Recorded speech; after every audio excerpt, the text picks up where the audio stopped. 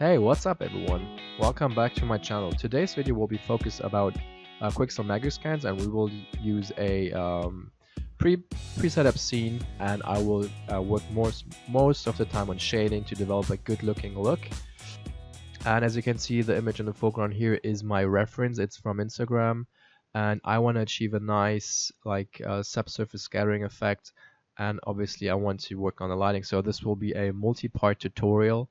I'm not sure how many parts it will be in the end, but I will try to make 20 to 30 minutes sessions and then continue working on that. So my main priority will be to work on the mushrooms which are on the foreground. And if you want to see how I set up the scene, there is a YouTube video already, MtoA scene setup for MtoA 510, which was a live tutorial, live session, and I was just talking about all the steps I did to set up the scene. Also, the camera currently looks like this. So I've got my focus point is the big mushroom there, and then I've got foreground elements, and I've got some ferns in the back, and then I kind of try to recreate this look, right? I'm sure I can't move this window, my main reference frame, but yeah, in the end I will be trying to create something very interesting like this. Also, I will use volumetric lighting. I will render depth of field. I might be using Xgen to create little fur or fiber strands on the mushrooms itself, or even on the rocks, just to get a bit more interesting look on them. So with further ado, let's just get started. And I didn't have a real light setup just yet. I just have one HDR light, and then I've got one key, which is my directional light. I also have like an area light for beauty stuff, but in most cases I will be just using this. And let's just save this as a tutorial start. So this will be scenes, mushroom. Let's just call this training 01. Mushroom training, okay. And so the first thing is I already imported the diffuse textures, the diffuse albedos from Quixel Megascans. If you don't have them, go on their website, download the stuff, download the assets, the geometry, bring it all in the scene, and then you should be on the same spot where I am right now. So if I open the hypershade now and I frame this is my current shader for the mushroom red. Let's call this mushroom red as well. Mushroom underscore red. There we go. And as you can see, I just have the diffuse albedo in there, so nothing really happened, in case you were wondering. The shader is the default shader. I just played around with the viewport representation to get something interesting in here, but all in all, nothing has happened. So what I will be doing now is I will bring in the textures for the mushroom, all the ones I have downloaded, and I specifically only downloaded EXR files. It's not really necessary, but in most cases I just want the highest possible resolution. So I also downloaded, I think it was the 8K, which might be overkill, but honestly I'm also close up, so it might be good. So I'll just select all of the textures and just drag them in, except the albedo, which I have already, so ignore that. And you might wonder if I need all of them. I don't need all of them. I just want to bring them all in here so you can see what I got and how I set things up. So that's a shader. So I've got a normal map, and I've got a displacement map, and I got a normal bump, and I got, I think, a bump. So lots of bumps. I'm pretty sure I won't be needing any of those. Roughness map is okay, and cavity map is also, I guess, not necessary. It's more like a detail to get detailed. It's kind of like inverted occlusion. Well, maybe we'll use it. So for now, actually, if I go to my camera view, I will hide all the other geometry, and I did a bad job on naming things. They should be old named properly, but I didn't do that. So I will hide everything except group 5, which is my mushrooms. The wrong mushrooms, maybe 4. 2. Okay. So this is mushroom red. Okay. So this is how I like to work. I like to isolate my areas I'm working on. So for now, we'll be focusing only on the mushrooms. And before we get started, I want to do some general settings for the shape, for each shape on here. So I've got a few mushrooms, and what I want to do for all of them, I want to enable subdivisions. So I want to have, I think, at least 3 subdivisions, and I want this on catalog. So what you can do, you can click through each one and do that, or use the attribute spreadsheet.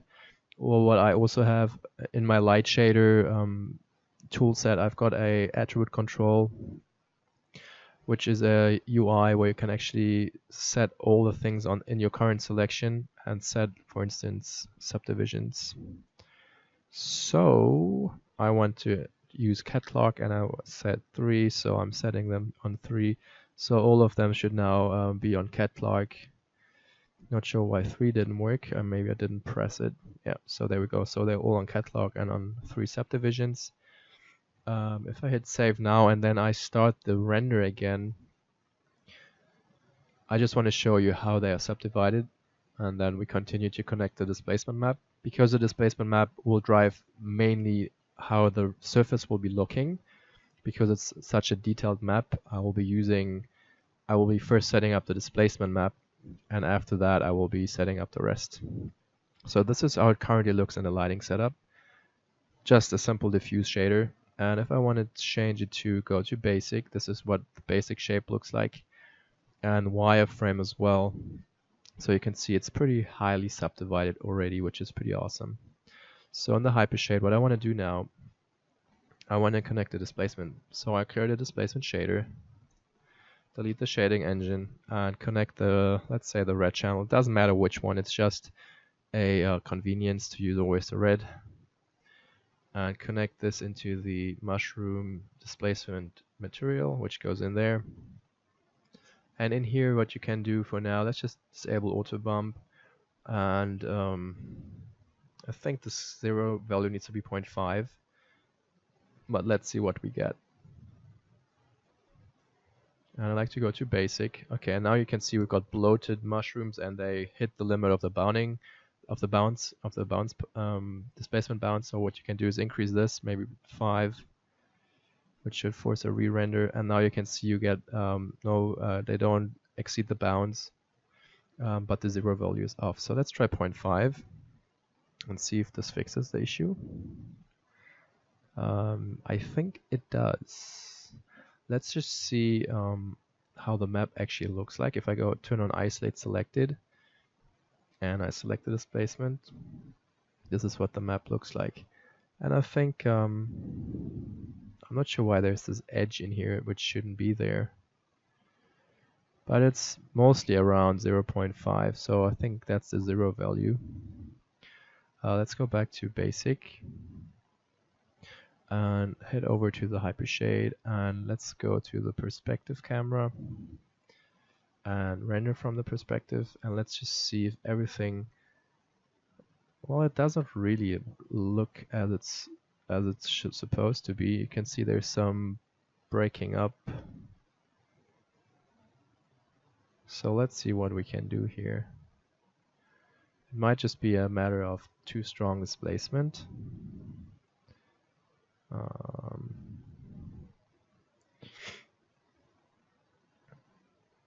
1 to 1, there we go.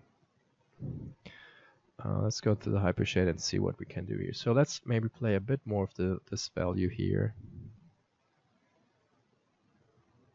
So whatever this value defines is whenever there should be no displacement. So which value should have no displacement in the texture? So it definitely needs to go lower. So let's try 4, 5. Okay, it's getting better for sure. If I disable displacement, this is how it looks without, right? This is actually a good comparison, because then you can see if it bloats up or not. And if I set this as A, I think we should see the live render behind it. If I bring it back in, yeah, Let's just use this. Okay, so you can see it definitely gets larger, which might be too much. So let's just try 0.5 again and just double check. No, this is not correct. So I guess the 0 value is not as perfect as I thought it would be. So now this is better. You can see there's almost no difference now. Well, the stem got a lot thicker. So maybe let's just concentrate on the stems and see that we can get them to line up. So I guess we need to go back to 0.5 after all. Yeah, okay. You can see that the stems are not really changing. So let's use that. And let's just reduce the overall effect maybe to 0.25. Oops. 0.25. Okay, so this is now pure displacement. What you can do now is enable auto bump, which generates a bump map from the high frequency displacement map. And you can see we get a lot more detail from that, which is exactly what we want. So if I go back to my camera shape, you can now see, if I go to a full render, full resolution. Okay, I just had a crash, but so what I did, I just have set the resolution to 100% and then a crash, unfortunately. But I have a scale of 0.25, bounce padding 1, which can be now actually ignored, or it can go back to 0. And then I have a scalar 0 value of 0.5, and I have auto bump disabled. So with all these options, what I get now is a pretty nice detail on the surface of the mushroom, and you can see that there is something really nice happening on there. So if I switch back to shaded mode, you can see that we get a nice structure now on the mushroom itself, and you get a nice surface touch as well. Currently we have a roughness of 0.6. If we have no spec, this is currently what it looks like. We will definitely want to use a spec roughness texture to get something working on it. So I'm not always so sure what to use for an IOR, but I guess it's kind of almost like skin, maybe liquid. It will be something around maybe 4.3 or something, maybe water. I don't know, something like that should be fine for the IOR. So let's connect the roughness map, but before we connect it, I want to use a range, AI range, which is a histogram or a remap or something like that. And I want just to connect the the whole color to the input, and then from the range, I'll just connect the red channel to the roughness, right? So specular roughness gets the red channel like this. And if I have my render view right here, I want to isolate it and you want to see it, I guess. So this is currently what it looks like, and it's pretty interesting. Like everything is pretty rough, only the top has some shininess to it. I'm not sure if that's 100% how it's supposed to be, but we can for now just see how it looks like in the shaded mode. And if we enable the roughness, the weight of the spec, this is currently what that gives us. So it's a pretty specular top with a very rough bottom.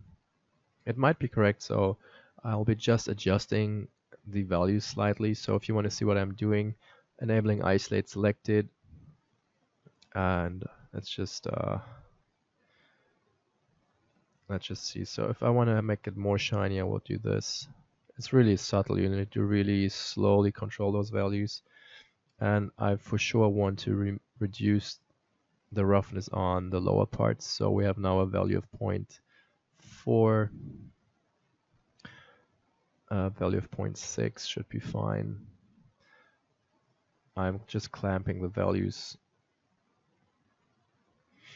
Now let's see. I think this is actually good. I just want to reduce the overall value so we don't have as much white.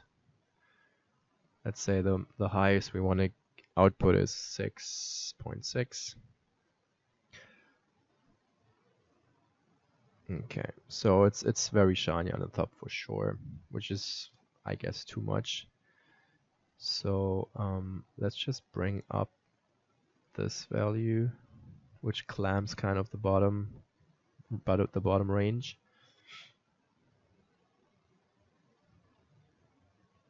Yeah, I guess we need to adjust this a bit more. Okay, so this is now how shiny it is. You can see that this guy is it has also the shiny parts of it because I think it's they've got some water on them, some slime or whatever, so it will be a bit shiny, I guess, overall. So, and the next step to get the convincing look would be obviously subsurface scattering. But before we dive into that, I just want to see how the cavity map looks like. Maybe we can make some use of that. So just to test it out, I will connect it to something. So I'll just connect it to the subsurface color. It shouldn't do anything in the render, but it's connected, so now I can use isolate selected on that. Huh, interesting. So the cavity map does not have so much detail in it. Maybe just on the top. So I thought we would see some nicer ridges on it, so I guess I will just ignore it for now. What else could we see? Let's just have a look how the bump looks like.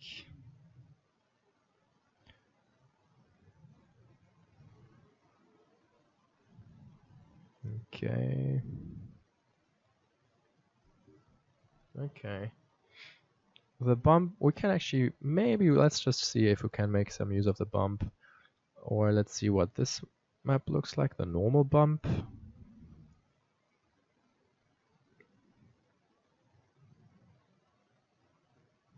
Is it loaded?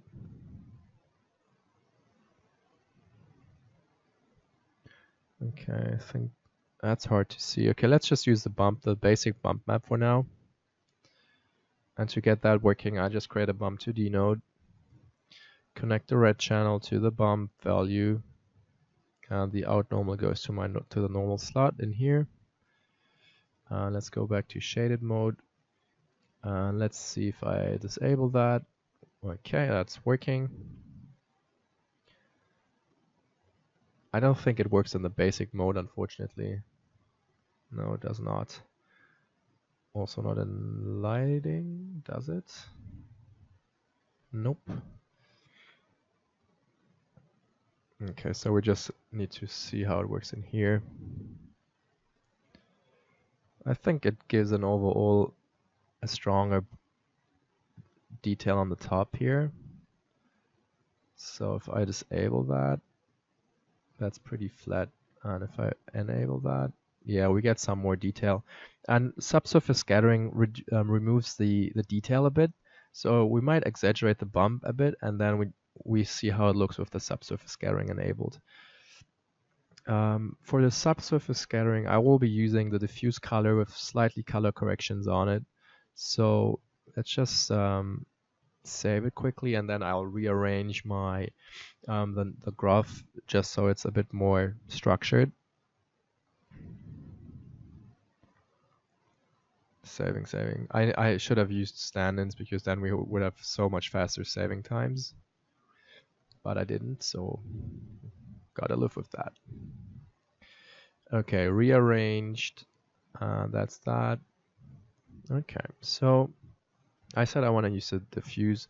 So to do that, I use the AI color correct node because I want to have slight color shifts for the subsurface color. So I'll be using the out color, which connects to the input, and the out color for this guy goes into the subsurface color instead. And now I'll be doing some color corrections. The first one would be to desaturate it and increase the exposure like this. And we can also tint it in a certain way, but for now we'll just leave it as it is. Let's see if we bring the contrast down. I'm just sliding the values to see if I could get more detail in this section there. Yeah, I think this works actually.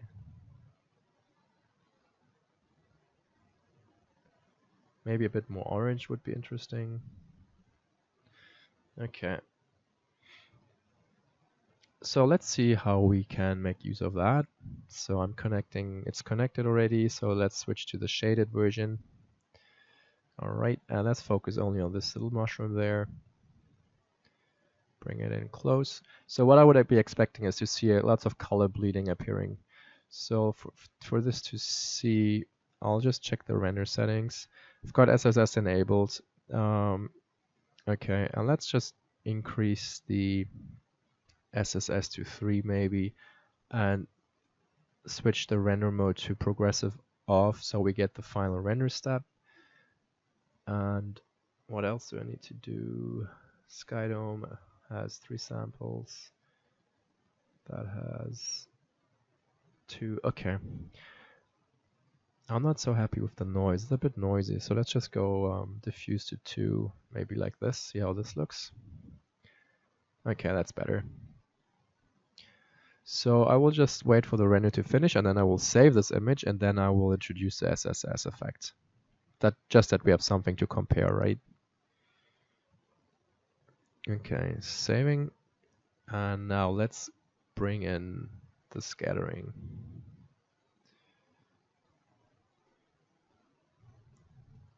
Okay, so on a subsurface, what I want to do is enable the weight to 1. So this is now a fully subsurface scattering shader, and the radius on default is 1, is white, right?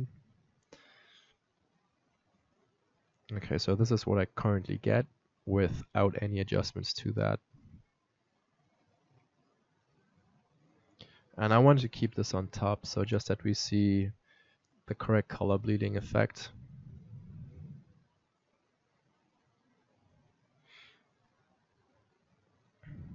Okay, so let's just enable for now the progressive again, and let's just see what all these values do. So this, you can see this is changing how deep the color bleeds into the surface, right? Which is the radius, which makes sense. So to see how thick a mushroom is first, that's what I mostly do all the time. I actually create a cube. Is this correct here?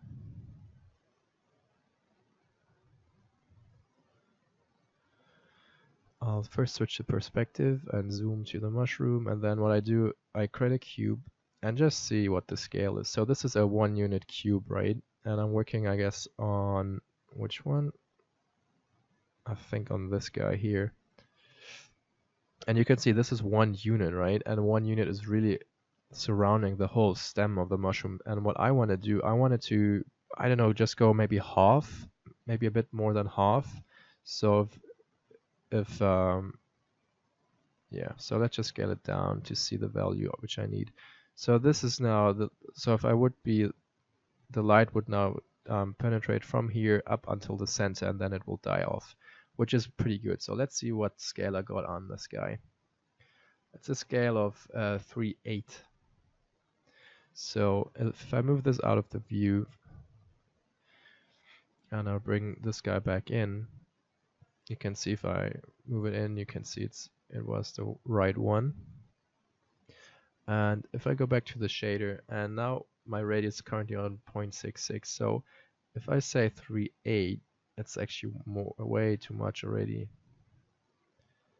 So this would be the radius of 3/8. So it will spread when a ray hits the surface, it will spread 3.6 units around it. So obviously too much, so I will just try to eyeball it. So I guess 1/5 should be the half of that, which should make more sense. And you can see, if you check the reference again, that the light hits and then kind of it dissolves into the surface quite a bit. So let's see the top again. Okay, it looks very interesting already. I guess I need to reduce it looks way too waxy, so I might be just reducing the overall weight of it. So I have my fully diffuse as well, like a mixed shader. Okay, so let's bring back more subsurface. Yeah, and let's increase the depth again.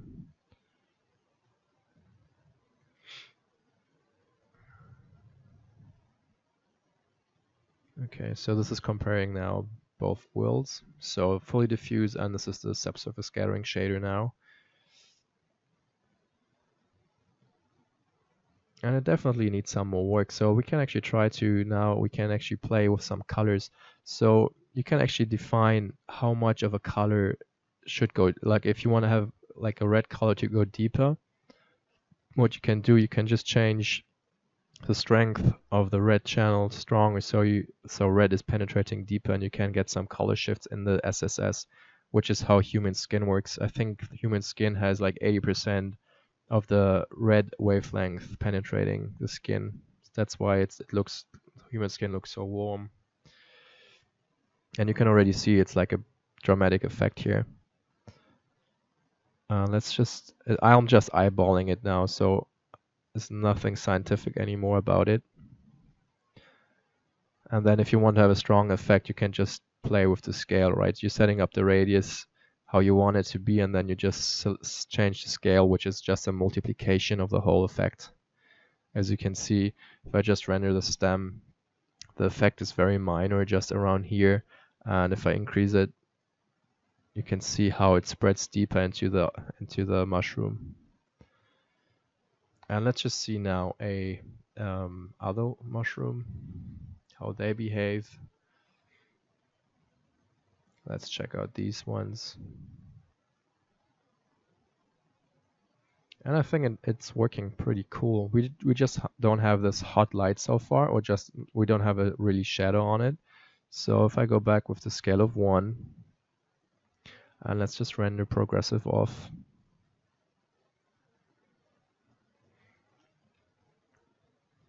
Unfortunately, we're missing these nice fins of mushroom because my model doesn't have it. But I think it is working for sure.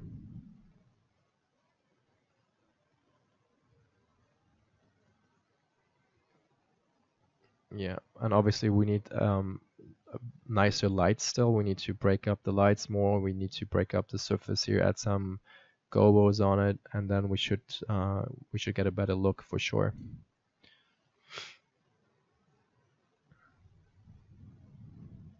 You can see now the effect appearing here, which is cool. You can see that there is like some color bleeding on the edges there. And I think the surface is still way too shiny, so I might need to break that up as well. So let's do that. Go back to progressive mode. And let's actually see how this guy looks. Okay, he's more in shade, so we wouldn't be seeing so much from this guy. Anyways, okay, that's definitely working. You can see now the nice and crisp shadows, how it's affecting the subsurface scattering. I'm just playing with the weight of it, so we can also go more on the red.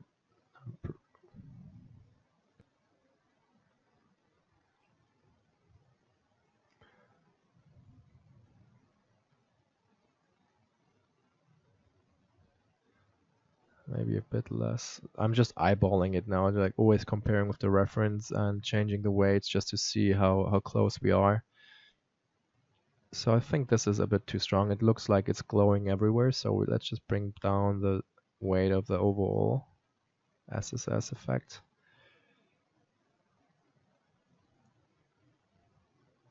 So doing this, like changing the radius like this now would be the same as changing the scale, because I have a setup value in here and I'm just changing the overall radius of that.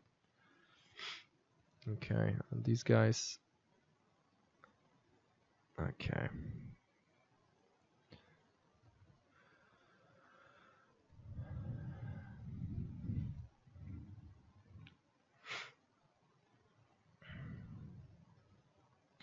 Okay, what else? Let me just see what else we can. Oh yeah, I wanted to work on the spec a bit more because I just think it's too shiny still for the specular response. So let's bring down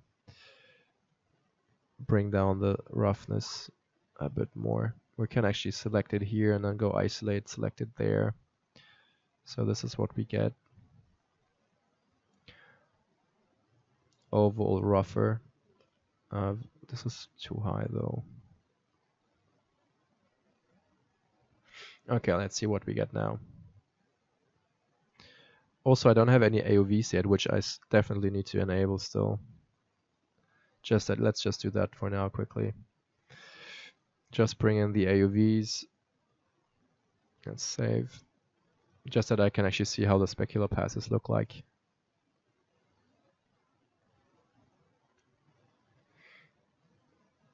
Come on.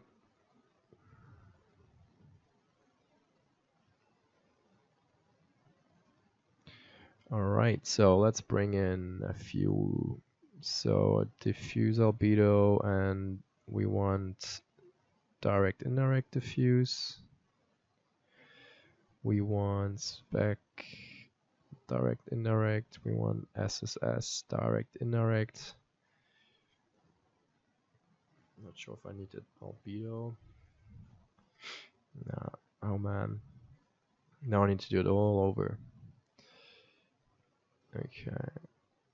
1, 1, 2, 3, 1, 2. Jesus. I hate when this happens. You do it over and over and you just, I don't know, do it 3 times in the end. Okay. SSS, direct, spec, diffuse, what else? Transmission, we don't have any transmissive objects. Let's just keep it as it is now.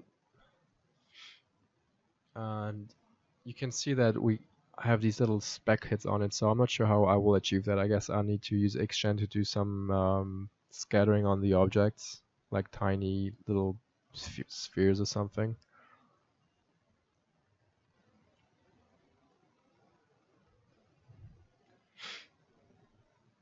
Okay, so let's see spec direct.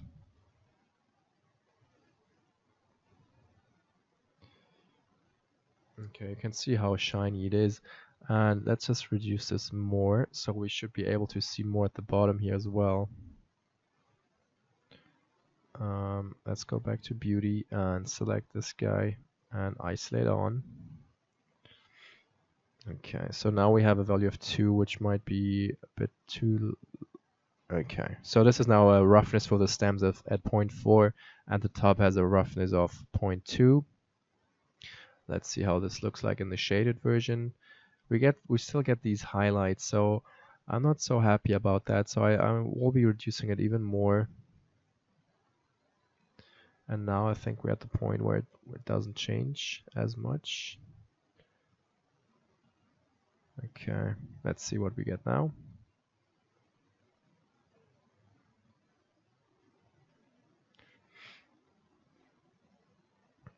Okay. I think this looks better and works better. And this should also be fine. Okay, let's just I'll just save one last time, and then I will render a version with depth of field just to see how it kind of looks now with this current setup. And then this will be done with part 1.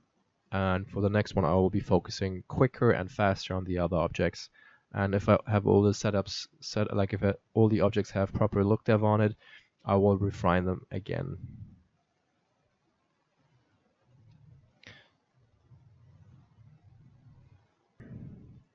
So this is now how the current setup looks like with depth of field enabled, and you can see it's working really well already. You can see the nice bokeh on the mushrooms, which are out of focus, and I think the overall effect is pretty good. I think it's a bit too waxy still, so I need to definitely tweak that a bit more, but I will refine all the shaders in a later video. So for now, the part 1 is over, and I thank you guys for tuning in, and I hope to see you in the next one, which will be part 2, where I'll be focusing more on setting up all the shaders for the other objects.